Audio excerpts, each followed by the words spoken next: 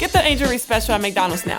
Let's break it down. My favorite barbecue sauce, American cheese, crispy bacon, pickles, onions, and a sesame seed bun, of course. And don't forget the fries and a drink. Sound good? Ba-da-ba-ba-ba. At participating restaurants for a limited time. When you check out at the pharmacy, you see the journey from idea to medicine, thanks to our intellectual property system, or IP for short. IP safeguards inventions, like a new way to prevent seizures or lower cholesterol. And IP supports competition from other brands, then lower-cost generics, which are 90% of prescriptions filled in the U.S. Innovation, competition, lower costs, thanks to IP. Learn more at phrma.org/IP Works Wonders.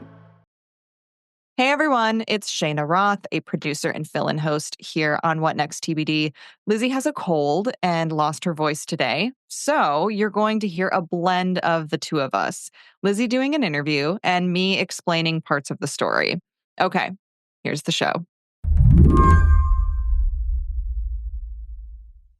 On January 20th, the day of President Trump's inauguration, a post spread across Facebook. It read, "Breaking. ICE is allegedly offering $750 per illegal immigrant that you turn in through their tip form. Cash in, folks." This post was one of many that I saw across Facebook and across Instagram where people were saying that, ICE was now offering a cash bounty if you turned in undocumented people. That's reporter Craig Silverman. He covers technology for ProPublica. And the most important thing to know about this is that it's not true. So ICE does have a tip line, does encourage people to send reports in, but they did actually post themselves on Instagram and told several fact checkers that we do not offer cash bonuses. But that still, was a claim that spread fairly widely across some of these social networks. Who was posting that stuff? So in some cases, it's just, average users on Facebook, regular people. I saw it in some cases from pages. One of the pages that I saw it from came from a page called No Filter Seeking Truth, which often had a lot of stuff I saw on it that was, fairly extreme, fairly partisan, and in many cases, not true. The thing is, it could get worse. This spring, Meta is ending its work with fact-checking organizations. And at the same time, it's expanding its content monetization program, which pays creators for high-traffic posts. So the more viral and popular content is, the more money you can potentially make from your posts on Facebook and Instagram. And you can just sort of imagine how these two things might combine to create perhaps some problematic incentives. Today on the show, how Meta could end up paying people to spread misinformation. I'm Shayna Roth, in for Lizzie O'Leary. You're listening to What Next TBD, a show about technology, power, and how the future will be determined. Stick around.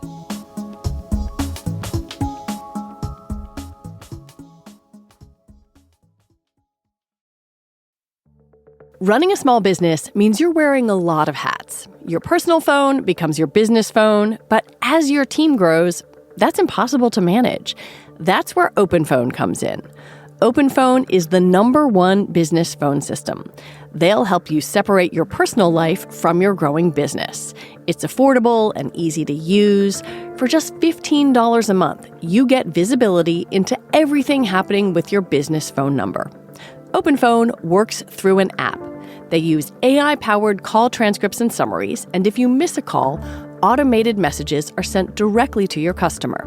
Right now, OpenPhone is offering 20% off of your first 6 months when you go to openphone.com/TBD.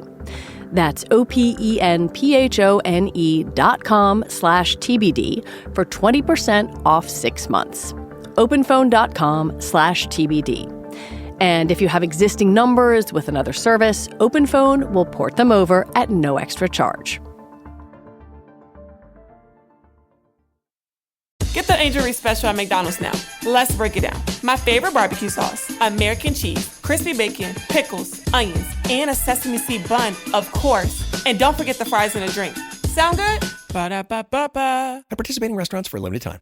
If you think back 10 years ago, before social media companies got serious about content moderation, Facebook was kind of a mess. I spent a lot of 2014 actually doing a research project looking at viral hoaxes, viral fakes, viral rumors, how they were spreading across social media, how they sometimes ended up in, online news articles, but also the dynamics of what was happening on Meta. Craig was one of the first people to write about online content farms, which just made stuff up. There were people, some in the US, some based overseas, who were making really good money just writing completely fabricated, totally made up articles, things that at that time I described as fake news articles. This was before Trump had adopted the term, where it was written like a news article, looked like one on the website, but completely made up. So claiming that, a small Texas town had been quarantined because Ebola was spreading, claiming that a woman was arrested because she made a coat out of, the fur of cats owned by her neighbors. Just outrageous stuff, partisan stuff, scary stuff. And it was going gangbusters. It would get hundreds of thousands of shares and likes and comments on Facebook. And that would cause people to visit the website where the link had come from, earning potentially, 5 figures a month for the people running these. Yeah, it was a really good business. So the platform's approach was that it just didn't deal with that stuff. That all changed after the 2016 election. And, there's some real concerns about how Meta's system was rewarding false stuff, and accurate information about the election was not performing as well. And Meta decided that they wanted to take steps to provide a framework to at very least kind of flag for people like, hey, this post that you just made or that you're encountering now on Facebook, it turns out that some people actually, some fact checkers have found this to be false. And so Meta wasn't really removing false content, but it was labeling it. It was adding context to it. They were very careful about this. They said, we're not the arbiter of truth. It's a very famous line. It's a core line, along with Mark Zuckerberg saying that it was crazy that people would think, fake news had an effect on the election, which, in retrospect, wasn't a totally crazy thing for him to say. I mean, I don't think Trump won because there were a bunch of false headlines on Facebook going viral, but there was a real deterioration of the quality of information that people could get. And Meta acknowledged that. They invested heavily in content moderation, not just keeping sexual abuse or hate speech off its platforms, but working to try to root out false information. And so we've had almost a decade of them investing in partnerships with fact checkers, not just in the US, but around the world, them labeling content, them downranking, meaning stopping the spread or slowing the spread of content that had been fact checked so fewer people would see it, them building automated systems to detect, copies of previously checked things, and just kind of growing this huge infrastructure. But then, after this most recent election, it really seems like they're sort of rolling back the clock. And which is why, for me, it was so much nostalgia. I'm like, oh, they're basically going to take us back to 2015 or, early 2016 when the viral hoax was a great and rewarding thing on Facebook. Which brings us to January. Hey, everyone. I want to talk about something important today, because it's time to get back to our roots around free expression on Facebook and Instagram. CEO Mark Zuckerberg said Meta would be getting out of the fact-checking business, replacing fact-checkers with community notes. After Trump first got elected in 2016, the legacy media wrote nonstop about how misinformation was a threat to democracy. We tried in good faith to address those concerns without becoming the arbiters of truth. But the fact-checkers have just been too politically biased and have destroyed more trust than they've created, especially in the US.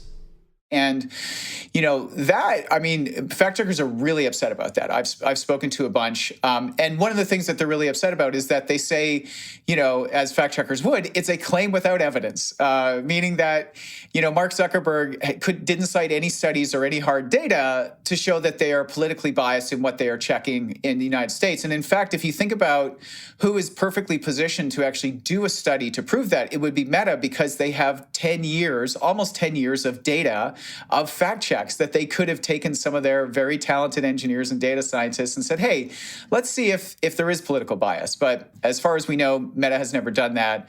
And so, he came out and really, to some people, they have said it just sounded like a real MAGA coming out for Zuckerberg of saying we are about free expression. And Meta denies that it's about catering to Trump. They say this is about getting back to our roots. How big of a universe of fact checkers are we talking about? So there are a few hundred fact-checking organizations around the world. And the interesting thing is the Duke Reporters Lab has been tracking the number of fact-checkers for a very long time. And what you do see is post-2016, a massive expansion in the number of fact-checking organizations around the world. And one of, not the only, but one of the drivers for that is that Meta started paying fact-checkers. It's never been a super lucrative thing. And even as Meta was partnering and paying, it wasn't super lucrative, but all of a sudden, you could partner with one of the biggest and most valuable companies in the world, and you could have steady revenue. And so Meta actually kind of created a scenario for the growth of fact-checking around the world. And it is, as of now, still working with fact-checkers outside of the U.S. The plan to sunset in the U.S. is the only one it's announced, but I think a lot of fact-checkers see the writing on the wall and believe that they've really benefited from the Meta revenue, and now they are about to see that go away. Let's talk about the Facebook content monetization program, because that's the other change here. How will it work? So this program, in some ways, is already in place. Meta has had programs in place where if you're posting reels, like short-form video on its platforms, you can earn some money, for example, from the ads that were placed in that. And then Meta rolled out a program back in 2021, basically called like a performance bonus program. It doesn't matter what ads are running in your content or what have you, you are going to get paid based on an undisclosed formula that combines views with engagement. So pretty much, hey, if your content does well, we're going to pay you money. And this was a program that people had to sort of apply to or be selected to be included in. And so it has been paying people out since 2021. And what happened last year is Facebook basically said, all of our monetization programs for creators, we're combining them into the content monetization program. It's going to be the performance bonus. It's going to be any ads things. And not only are we combining them, but our plan in 2025 this year is to expand this program beyond invite only. So there's apparently going to be a lot more pages and accounts that are going to be able to earn money by figuring out what gets people to click, to share, to view. Meta has rules for this program. No violent graphic content, nothing sexually explicit. But at the same time, if they are getting rid of the fact checkers, how can you ensure that those rules are being followed? This is the interesting needle that they are trying to thread right now. And what's interesting is that, the fact-checking rollback obviously relates very much to false or misleading content. But that was combined with Zuckerberg saying, we're sort of turning down or getting rid of some of our automated systems that were meant to detect and either like slow down the spread of, or in some cases, flag and send off to human moderators, stuff that might be not just sort of false, but anything that might be sort of a controversial health claim. Also things that might be sexually suggestive, right, or, starting to border into maybe being a little excessively violent. And so they have publicly said that they are turning down these systems. And so, if you're a content creator trying to figure out what might earn you the most money, knowing that the fact checkers are going away and knowing that these systems have already been turned down or turned off, you're absolutely going to try and push the envelope and figure out what you can get away with. And in fact, there was recently an issue where extremely violent content was being shown on Reels, to the extent where, Meta actually had to sort of, publicly sort of apologize for this. They blamed it on an error, but people were seeing extremely violent content suddenly showing up in their streams. Deaths. Yeah. And so it just sort of reminds you, like, this stuff is on the platform. People are posting this stuff, and it has been these systems that have been keeping it out of your feed. So what is it going to look like in the coming months?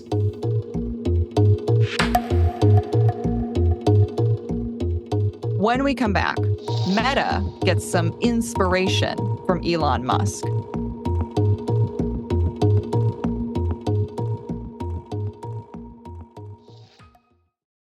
This episode is brought to you by Discover. It's smart to always have a few financial goals, and here's a really smart one you can set: earning cash back on what you buy every day. With Discover, you can. Get this, Discover automatically matches all the cash back you've earned at the end of your first year. Seriously, all of it.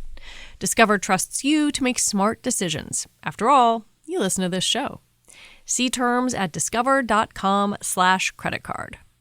At Sierra, discover top workout gear at incredible prices, which might lead to another discovery. Your headphones haven't been connected this whole time. Awkward. Discover top brands at unexpectedly low prices. Sierra, let's get moving. Imagine what's possible when learning doesn't get in the way of life. At Capella University, our game-changing FlexPath learning format lets you set your own deadlines so you can learn at a time and pace that works for you. It's an education you can tailor to your schedule. That means you don't have to put your life on hold to pursue your professional goals. Instead, enjoy learning your way and earn your degree without missing a beat. A different future is closer than you think with Capella University. Learn more at capella.edu. This all sounds not particularly dissimilar to the changes that Elon Musk instituted when he took over Twitter and rebranded it to X. Is that what Facebook and Instagram are going to look like?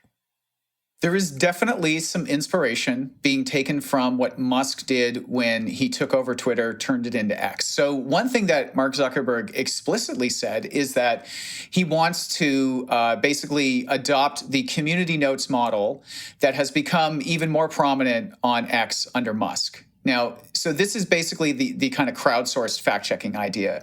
People who are on X can sign up to be part of the Community Notes program. And if they see a tweet that they think has, false information or is lacking context, they can sort of flag that in this system. And they could append, a link to, say, a fact-checking website or to Wikipedia and say, hey, this is misleading or this is incorrect because, and here, check the source. And the way Community Notes works is that, obviously they need to have lots of people participating so that they can sort of have lots of submissions, and then people actually vote on submissions. But it's not just the ones with the most, yes, this is a good, accurate community note that gets shown on X, because most of them don't. What they're looking for is kind of an ideological consensus. So they have users from different points of view, and they want users from different points of view to agree.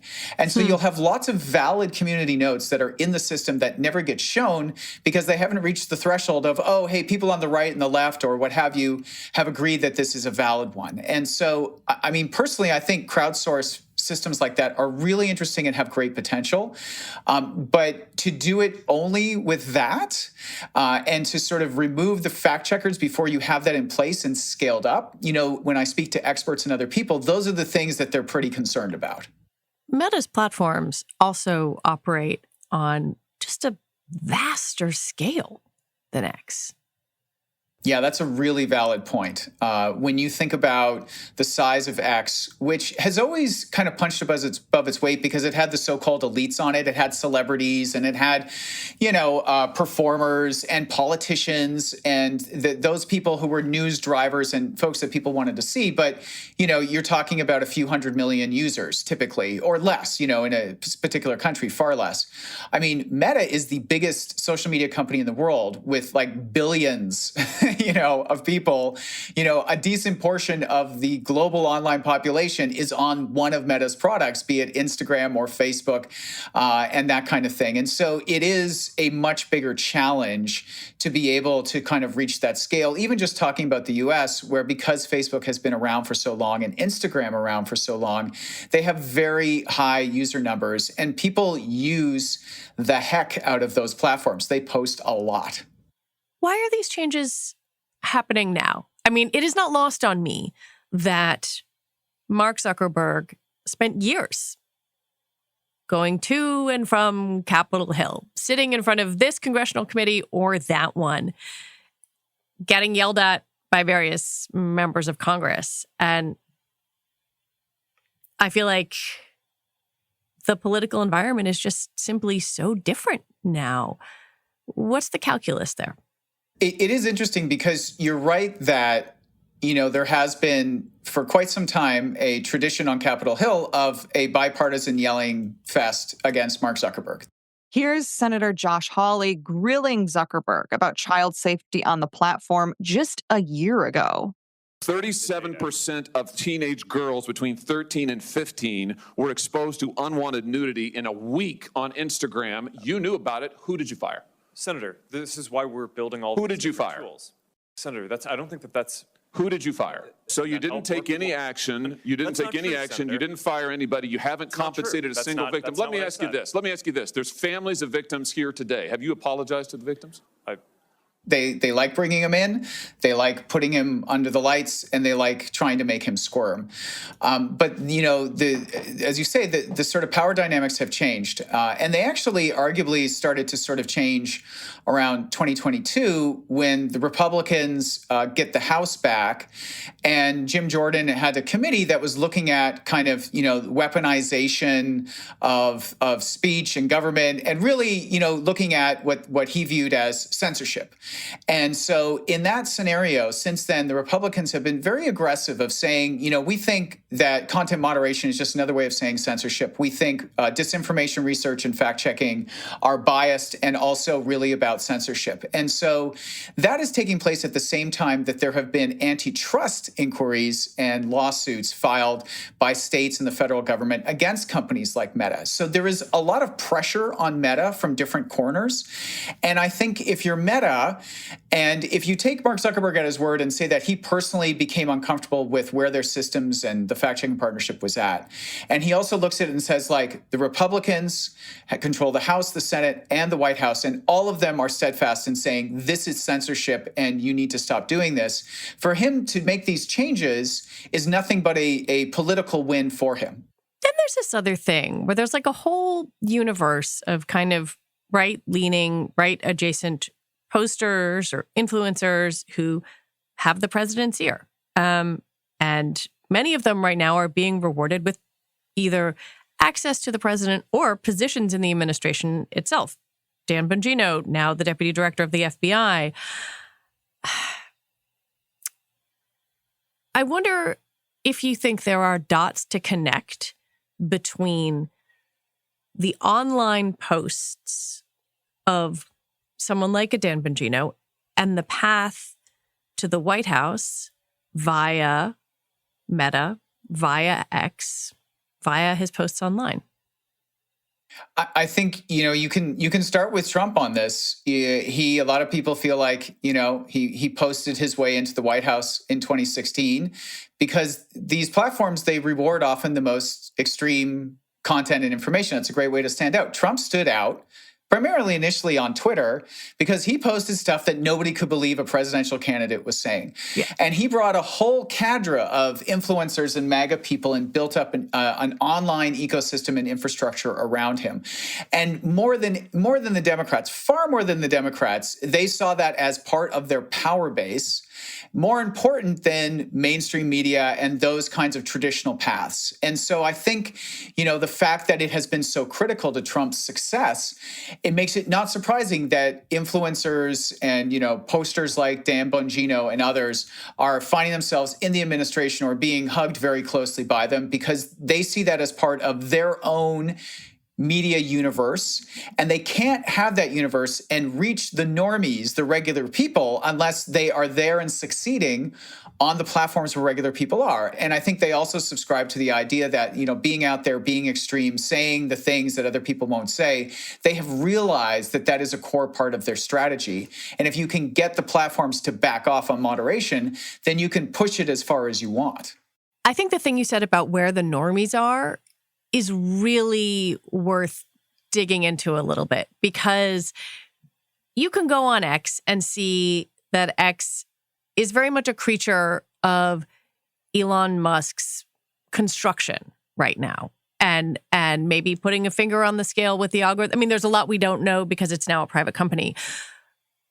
But if you think about the scale of Facebook and the scale of Instagram and the number of people who are on there and the regular people who are on there, what do these changes potentially augur for the ability for either those same right-leaning influencers to reach normies or new ones to grow up in that ecosystem if content is going to be, you know, monetized that is more and more outrageous?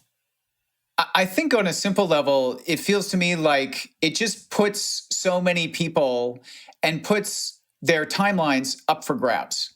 So if you roll back this stuff and you're removing the guardrails, the things that would sort of, prevent certain things from ending up in people's Facebook feed or what have you, that stuff is being stripped away. And so if you're somebody who is, actively every day thinking about how do I bring people over to my side? How do I influence them? How do I get content in front of them? Suddenly some of the restrictions and things you had to be careful about, if I get fact checked too many times, I might have an overall kind of down ranking on my account, which was something that could happen. Now it's like, it's game on again.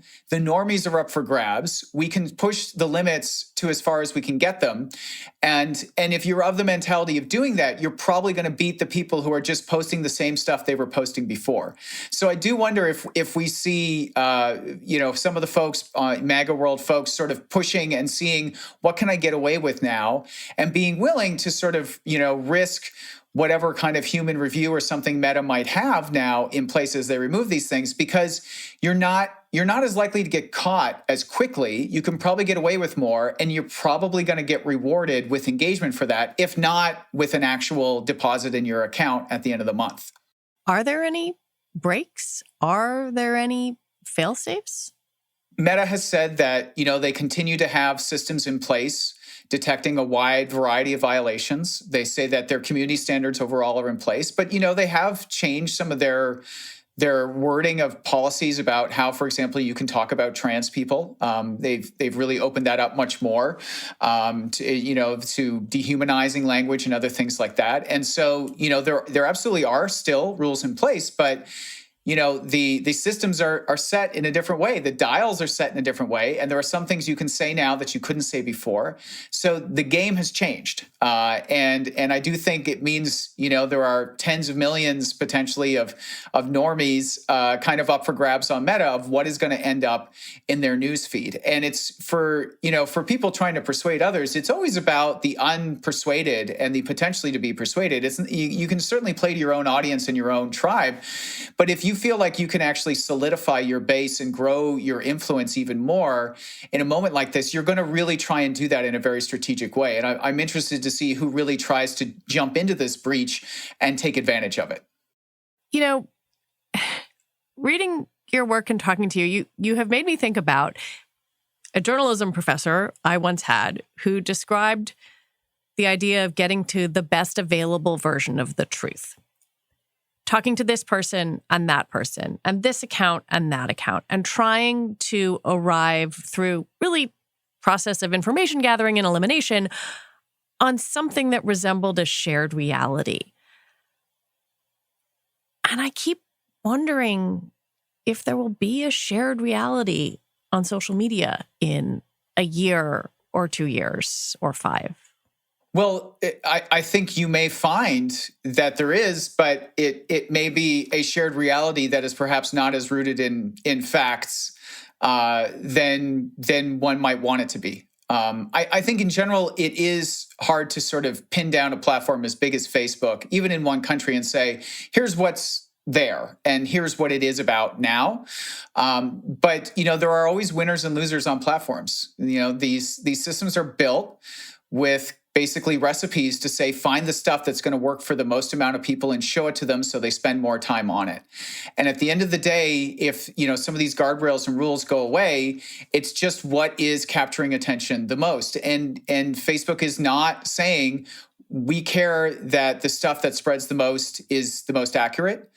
And these are not the values being imbued in the platform. And so I think if you're someone who cares about, I would like accurate information to be rising to the top, I don't think that's the priority that Meta is communicating with these changes.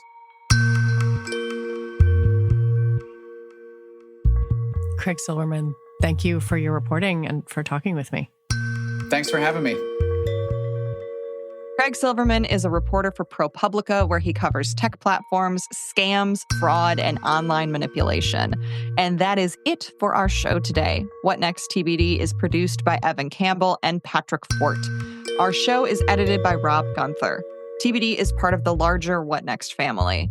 And if you like what you heard, the best way to support us is by joining Slate Plus. You should really check it out. You get all your Slate podcasts ad-free, including this one, plus some other nice bonuses too, like no hitting the paywall on the Slate site and extra bonus content from a lot of different shows.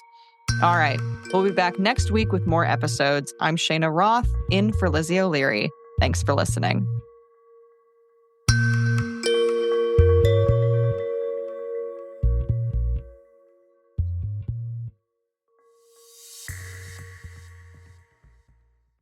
Get the Angel Reese special at McDonald's now.